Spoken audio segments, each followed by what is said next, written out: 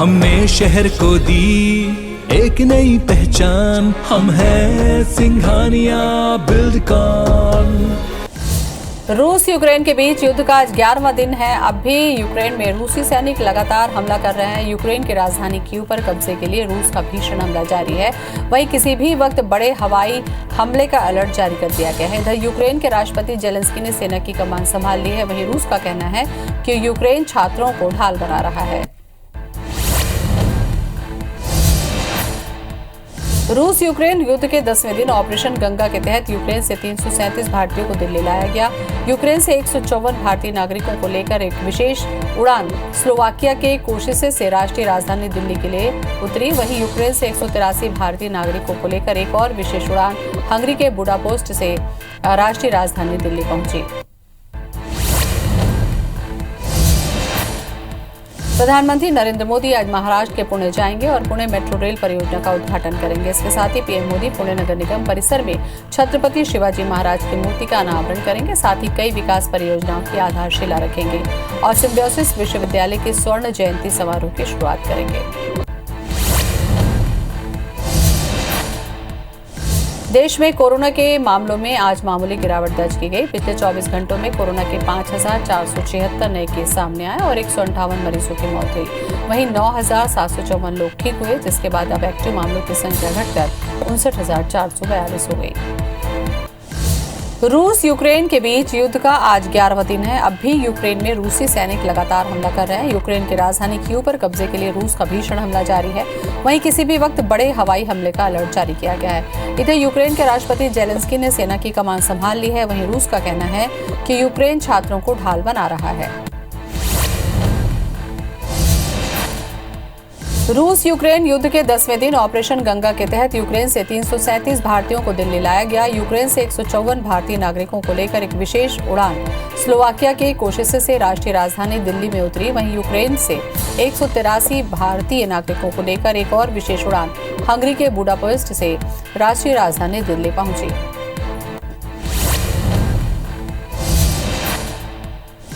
प्रधानमंत्री नरेंद्र मोदी आज महाराष्ट्र के पुणे जाएंगे और पुणे मेट्रो रेल परियोजना का उद्घाटन करेंगे। इसके साथ ही पीएम मोदी पुणे नगर निगम परिसर में छत्रपति शिवाजी महाराज की मूर्ति का अनावरण भी करेंगे। साथ ही कई विकास परियोजनाओं की आधारशिला रखेंगे और सिम्बायोसिस विश्वविद्यालय के स्वर्ण जयंती समारोह की शुरुआत करेंगे।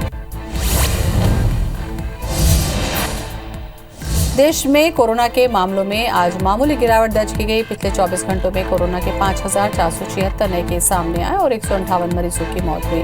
वहीं 9,754 लोग ठीक हो गए, जिसके बाद अब एक्टिव मामलों की संख्या 59,442 है। देश में वैक्सीनेशन का काम लगातार आगे बढ़ रहा है। देश में वैक्सीनेशन का आंकड़ा 178 करोड़ 75 लाख के पार हो गया, जिसमें 96 करोड़ 72 लाख से ज्यादा को पहला डोज, 80 करोड़ 8 लाख से ज्यादा लोगों को दोनों डोज लग चुके हैं। वहीं मध्य प्रदेश में 11 करोड़ 39 लाख और छत्तीसगढ़ में 3 करोड़ 70 लाख से ज्यादा लोगों ने कोरोना की वैक्सीन लगवा ली है। आज सेंट्रल इंडस्ट्रियल रिजर्व फोर्स यानी कि CISF का 53वां स्थापना दिवस है। इस मौके पर केंद्रीय गृह मंत्री अमित शाह यूपी के गाजियाबाद में आयोजित CISF के 53वें स्थापना दिवस समारोह में शामिल हुए और परेड का निरीक्षण किया। इस दौरान परेड की सलामी भी ली। कार्यक्रम में जवानों ने कई करतब भी दिखाए।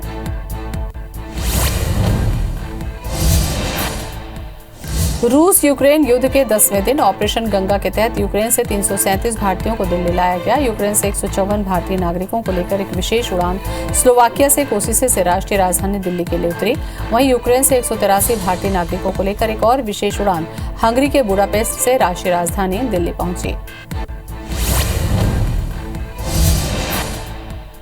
रूस यूक्रेन के बीच युद्ध का आज 11वां दिन है। अब भी यूक्रेन में रूसी सैनिक लगातार हमला कर रहे हैं। यूक्रेन की राजधानी कीव पर कब्जे के लिए रूस का भीषण हमला जारी है। वहीं किसी भी वक्त बड़े हवाई हमले का अलर्ट जारी कर दिया गया है। इधर यूक्रेन के राष्ट्रपति जेलेंस्की ने सेना की कमान संभाल ली है। वहीं रूस का कहना है कि यूक्रेन छात्रों को ढाल बना रहा है। शहडोल से कवर्धा जा रही यात्री बस अचानक पतखई घाट के पास पलट गई। हादसे में 3 यात्रियों की मौत हो गई। वहीं 28 लोग घायल हैं, जिसमें 5 की हालत गंभीर है। सभी घायल यात्रियों को अस्पताल में भर्ती कराया गया है। हादसा सिंहपुर थाना इलाके में हुआ।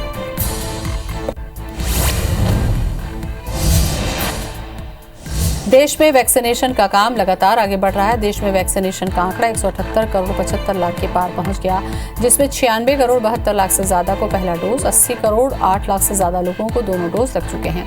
वहीं मध्य प्रदेश में 11 करोड़ 39 लाख, छत्तीसगढ़ में 3 करोड़ 70 लाख से ज्यादा लोगों ने वैक्सीन लगवा ली।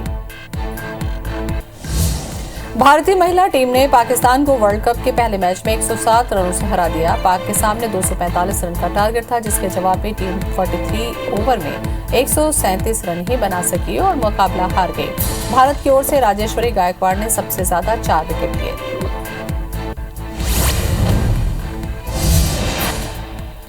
रूस यूक्रेन युद्ध के 10वें दिन ऑपरेशन गंगा के तहत यूक्रेन से 337 भारतीयों को दिल्ली लाया गया। यूक्रेन से 154 भारतीय नागरिकों को लेकर एक विशेष उड़ान स्लोवाकिया के कोशिश से राष्ट्रीय राजधानी दिल्ली में उतरा। वहीं यूक्रेन से 183 भारतीय नागरिकों को लेकर एक और विशेष उड़ान हंगरी के बुडापेस्ट से राष्ट्रीय राजधानी दिल्ली पहुंची।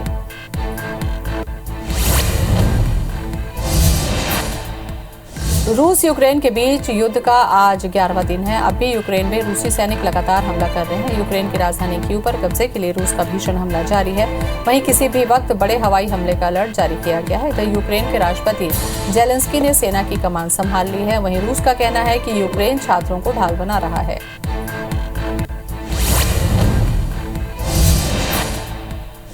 प्रधानमंत्री नरेंद्र मोदी आज पुणे दौरे पर हैं, जहां पीएम मोदी ने पुणे मेट्रो रेल परियोजना का उद्घाटन किया। इस दौरान उनके साथ राज्यपाल भगत सिंह कोश्यारी मौजूद रहे। पीएम ने कुल 32.2 किलोमीटर की पुणे मेट्रो रेल परियोजना के 12 किलोमीटर खंड का उद्घाटन किया। पूरी परियोजना 11,400 करोड़ रुपए की कुल लागत से बनाई जा रही है।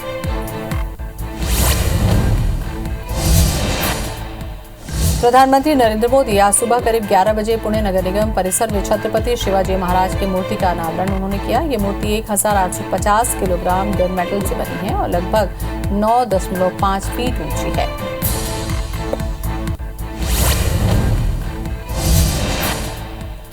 सीआईएसएफ के स्थापना दिवस पर गृहमंत्री अमित शाह ने कहा कि 52 साल की यात्रा को पीछे मुड़कर देखते हैं तो $2.5 ट्रिलियन तक की हमारी अर्थतंत्र की विकास यात्रा में एक मौन कर्मयोगी की तरह सीआईएसएफ ने अपना योगदान दिया है। कोरोना महामारी के दौरान जब भारतीय विदेश से वापस आए, तब सीआईएसएफ कर्मियों ने साथी भारतीयों की देखभाल करने का जोखिम उठाया और यहाँ तक कि अपनी जान भी गंवा दी।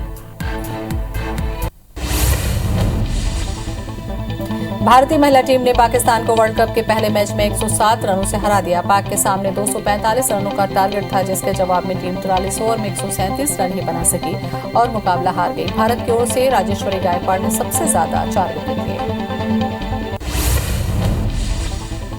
पाकिस्तान के खिलाफ महिला वनडे वर्ल्ड कप में भारत की ये लगातार चौथी जीत है। इससे पहले टीम इंडिया ने पाक को 2009, 13 और 17 में खेले गए वर्ल्ड कप के मैच में धूल चटाई थी। वहीं पाक के खिलाफ ओवरऑल भारत की ये लगातार 11वीं जीत है। महाराष्ट्र में पीएम मोदी ने कहा कि पुणे ने education, research and development, IT और ऑटोमोबाइल के क्षेत्र में भी अपनी पहचान निरंतर मजबूत की है। ऐसे में आधुनिक सेवाएं, सुविधाएं पुणे के लोगों की जरूरत है और हमारी सरकार पुणे वासियों की इसी जरूरत को ध्यान में रखते हुए काम कर रही है। आज देश के 2 दर्जन से ज्यादा शहरों में मेट्रो जल्द ही चालू होने वाली है। पुणे में पीएम मोदी ने इलेक्ट्रिक वाहनों के उपयोग पर जोर दिया। पीएम ने कहा कि हमारी सरकार का प्रयास है कि हर शहर में ज्यादा से ज्यादा ग्रीन ट्रांसपोर्ट हो, इलेक्ट्रिक बसें हों, इलेक्ट्रिक कारें हों, इलेक्ट्रिक दोपहिया वाहन हो। हर शहर में स्मार्ट मोबिलिटी हो। लोग ट्रांसपोर्ट सुविधाओं के लिए एक ही कार्ड का इस्तेमाल करें। प्रधानमंत्री नरेंद्र मोदी आज पुणे दौरे पर हैं, जहां पीएम मोदी ने पुणे मेट्रो रेल परियोजना का उद्घाटन किया। इस दौरान उनके साथ राज्यपाल भगत सिंह कोश्यारी रहे।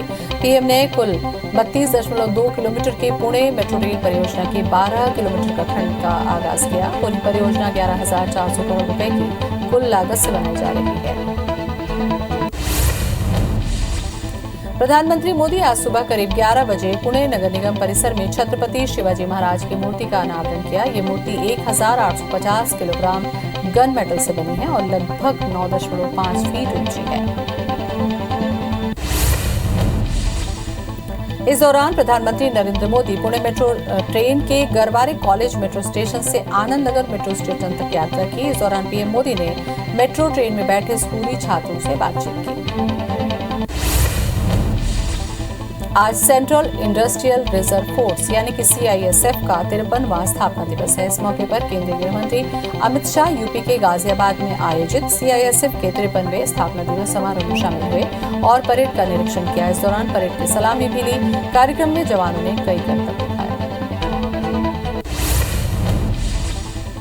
CISF के स्थापना दिवस पर गृह मंत्री अमित शाह ने कहा कि 52 साल की यात्रा को पीछे मुड़कर देखते हैं तो $2.5 ट्रिलियन तक की हमारी अर्थतंत्र की विकास यात्रा में एक मौन कर्मयोगी की तरह CISF ने अपना योगदान दिया है।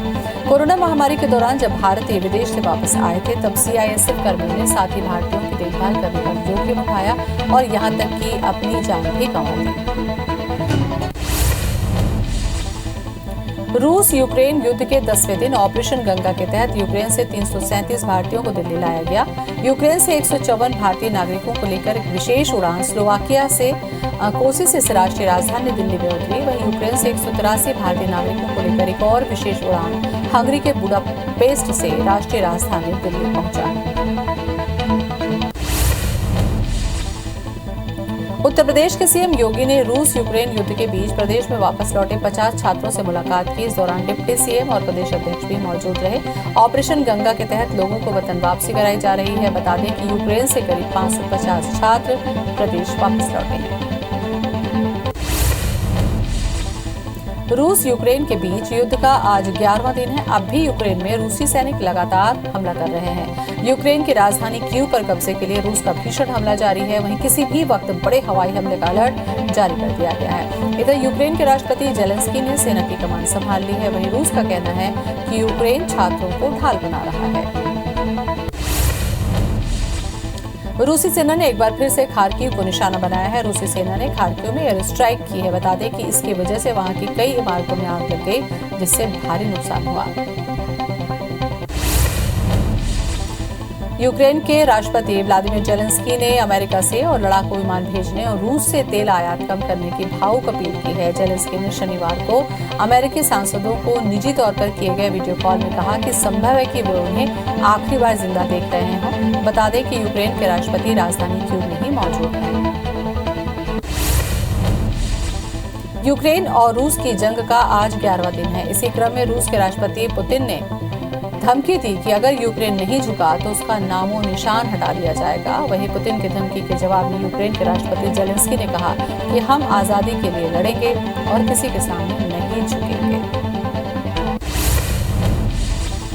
यूक्रेन में रूसी हमले लगातार जारी हैं और इसी बीच यूक्रेन के राष्ट्रपति जेलेंस्की ने अमेरिका के राष्ट्रपति से फोन पर बातचीत की। यूक्रेन के राष्ट्रपति जेलेंस्की ने ट्वीट कर जानकारी दी कि बातचीत के एजेंडे में सुरक्षा के मुद्दे, यूक्रेन के लिए आर्थिक सहायता और रूस के खिलाफ कड़े प्रतिबंधों को जारी रखना शामिल था।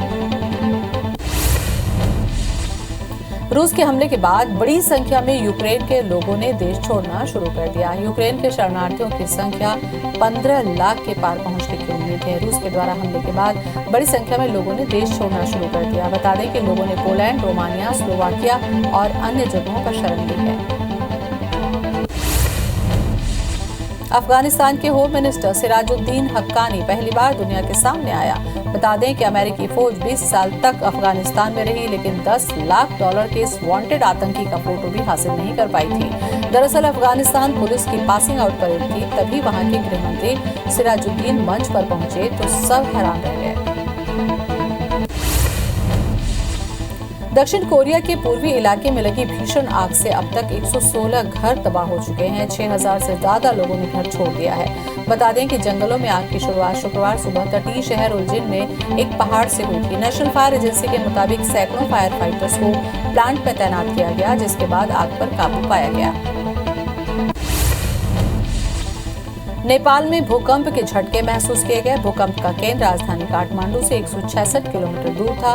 रिक्टर स्केल पर भूकंप की तीव्रता 4.3 मापी गई। फिलहाल इस भूकंप से हुए नुकसान के बारे में कोई जानकारी नहीं है। देश में कोरोना के मामलों में आज गिरावट दर्ज की गई। पिछले 24 घंटे में कोरोना के 5,476 नए केस आए और 158 मरीजों की मौत हुई। 9,754 लोग ठीक भी हुए, जिसके बाद अब एक्टिव मामलों की संख्या घटकर 59,442 हो गई है। देश में वैक्सीनेशन का काम भी लगातार बढ़ रहा है। देश में वैक्सीनेशन का आंकड़ा 178 करोड़ 75 लाख के पार पहुंच गया। 96 करोड़ 72 लाख से ज्यादा लोगों ने पहला, 80 करोड़ 8 लाख से ज्यादा लोगों ने दोनों डोज लगवा लिया। वहीं मध्य प्रदेश में 11 करोड़ 39 लाख, छत्तीसगढ़ में 3 करोड़ 70 लाख से ज्यादा लोगों ने वैक्सीन लगवा ली है। सीएम भूपेश बघेल आज गोधन न्याय योजना की राशि जारी करेंगे। सीएम ने आज पशुपालक ग्रामीणों, गौठानों से जुड़े महिला समूहों, गौठान समितियों के खाते में 5.38 करोड़ रुपए की राशि ऑनलाइन जारी करेंगे। छत्तीसगढ़ विधानसभा के बजट सत्र की शुरुआत कल से होगी। इस बार बजट सत्र में कुल 1600 से ज्यादा प्रश्न लगाए गए हैं। वहीं सत्र से पहले विधायकों ने इसकी अवधि बढ़ाने की मांग की है। बीजेपी विधायकों ने विधानसभा अध्यक्ष चरणदास महंत से मुलाकात कर सत्र की अवधि बढ़ाने की मांग की है। छत्तीसगढ़ विधानसभा के बजट सत्र को लेकर उद्योग मंत्री कवासी लखमा का बयान सामने आया। लखमा ने कहा कि ज्यादा दिन सत्र चलने से आम लोगों का काम प्रभावित होता है। 13 दिन का समय 90 विधानसभा के लिए कम नहीं है। विपक्ष अगर सच में जनता के मुद्दे उठाएगी तो जवाब मिलेंगे। लोकसभा का सत्र कितने दिन चल रहा है वो देखिए। एमपी के वित्त मंत्री जगदीश देवड़ा 9 मार्च को बजट पेश करेंगे। आम लोगों के साथ साथ कर्मचारी वर्ग की निगाहें शिवराज सरकार के बजट पर टिकी हैं। एमपी में पुरानी पेंशन बहाली का मुद्दा सुर्खियों में है। करीब 61 अधिकारी कर्मचारी संगठनों ने पुरानी पेंशन बहाली के साथ डीए, इंक्रीमेंट, प्रमोशन जैसी 11 मांगों को बजट में शामिल करने की मांग की है। भोपाल में आज कांग्रेस विधायक दल की बैठक होगी। बैठक शाम 7 बजे पीसीसी चीफ कमलनाथ के निवास पर होगी, जिसमें सोमवार से शुरू होने वाले बजट सत्र को लेकर चर्चा की जाएगी। साथ ही सत्ता पक्ष और घेरने की रणनीति पर मंथन होगा। रायपुर नगर निगम बजट 15 मार्च को पेश किया जाएगा। इस बजट को पेश करने से पहले सामान्य सभा की बैठक बुलाई जाएगी, जिसमें सौंदर्यीकरण, सीसी रोड, नाली निर्माण जैसे कई अधूरे प्रोजेक्ट पर चर्चा होगी। इंदौर में सीएम शिवराज प्रदेश संगठन महामंत्री सुहास भगत के निवास पर श्रद्धांजलि देने पहुंचे। बता दें कि सुहास भगत की माताजी शुभांगी देवी का शनिवार को निधन हुआ। सीएम ने शुभांगी देवी के पार्थिव शरीर पर पुष्प अर्पित किए, शोक व्यक्त किया। इस दौरान बीजेपी अध्यक्ष वीडी शर्मा, मंत्री विश्वास सारंग समेत अन्य नेता मौजूद रहे। मध्य प्रदेश के निवासियों को एमपीपीएससी की परीक्षा में 100% आरक्षण दिए जाने को हाईकोर्ट में चुनौती दी गई है। जबलपुर हाईकोर्ट ने मामले में सुनवाई करते हुए राज्य सरकार और एमपीपीएससी से जवाब तलब किया है। सामान्य प्रशासन विभाग, एमपीपीएससी और रोजगार संचालनालय को नोटिस जारी किया गया है। 8 मार्च तक जवाब मांगा गया है। भूतपूर्व सैनिकों को एमपीपीएससी की भर्तियों में आरक्षण न दिए जाने पर हाईकोर्ट ने जवाब तलब किया है। जबलपुर हाईकोर्ट ने राज्य सरकार से पूछा है कि जब नियमों पर प्रावधान है तो भर्तियों में भूतपूर्व सैनिकों को आरक्षण का लाभ क्यों नहीं मिला। मामले में हाईकोर्ट ने राज्य सरकार और एमपीपीएससी को नोटिस जारी कर 4 हफ्तों में जवाब मांगा है।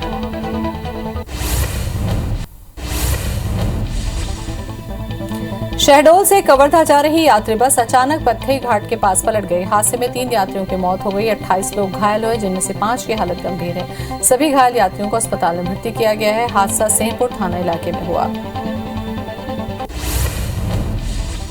रायपुर के छेरीखेड़ी ओवरब्रिज से एक तेज रफ्तार कार अनियंत्रित होकर नीचे गिर गई। हादसे में एक युवक की मौके पर मौत हो गई। वहीं 4 नाबालिग युवकों की हालत गंभीर है। घटना मंदिर हसौद थाना इलाके की है। हादसे के बाद कार के परखच्चे उड़ गए। दमोह सागर हाईवे पर बांसा के पास कार और ट्रक के बीच टक्कर हो गई, जिसमें 7 लोग गंभीर रूप से घायल हो गए, जिन्हें देहात पुलिस ने जिला अस्पताल में भर्ती किया, जहां से सभी को सागर रेफर कर दिया गया। वहीं मंत्री गोपाल भार्गव के बेटे अभिषेक ने अस्पताल पहुंचकर घायलों का हालचाल जाना।